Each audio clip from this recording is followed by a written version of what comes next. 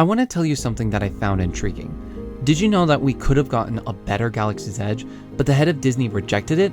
For the past few months, I made a video documenting every canceled ride and idea for the theme park, which you can watch right here. Recently, I received a book called The Art of Galaxy's Edge, which contains concept art for the theme park. It includes rides and ideas in the final product, like the Rise of Resistance ride and even the First Order gift shop. But while reading this book, I noticed characters and ships in the original and prequel trilogy movies. It even includes more concept art for the canceled rides, like the speeder bike ride and the bounty hunter ride. And what I didn't find out until reading this book was that these two rides would have overlapped with each other at some point. How did none of these things make it to the final product? Suddenly, I remembered a show I was watching on Disney Plus called Behind the Attraction.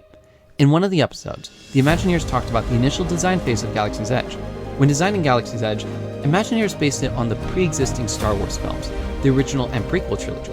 When they presented their vision to Bob Iger, the head of Disney, he admitted that their idea was good, but insisted on focusing on the new Star Wars films at the time.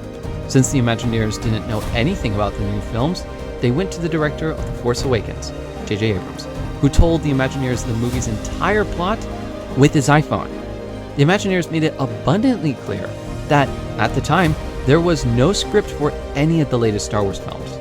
I told one of my friends about this story, and he made an interesting point. He said it must have been very challenging for the Imagineers to design and create a theme park with characters and a world they and the audience were unfamiliar with. Sometimes I wonder if the original version of Galaxy's Edge had worked out. We could have had the chance to interact with cherished characters from the original trilogy, like Boba Fett, C-3PO, R2-D2, and even Starkiller from the Force Unleashed series. Although I enjoyed the Galaxy's Edge we got, it's a shame that the original concept never came to fruition. The things that did make it to the final product were the Millennium Falcon and Rise of Resistance ride. Imagineers intended to make a Star Wars ride set around the sequel trilogy, but still wanted to make a ride for all fans. So they referenced original and prequel films, such as the large AT-ATs in the Rise of Resistance ride, and having Hondo Ohnaka guide you during the Millennium Falcon Smuggler's ride.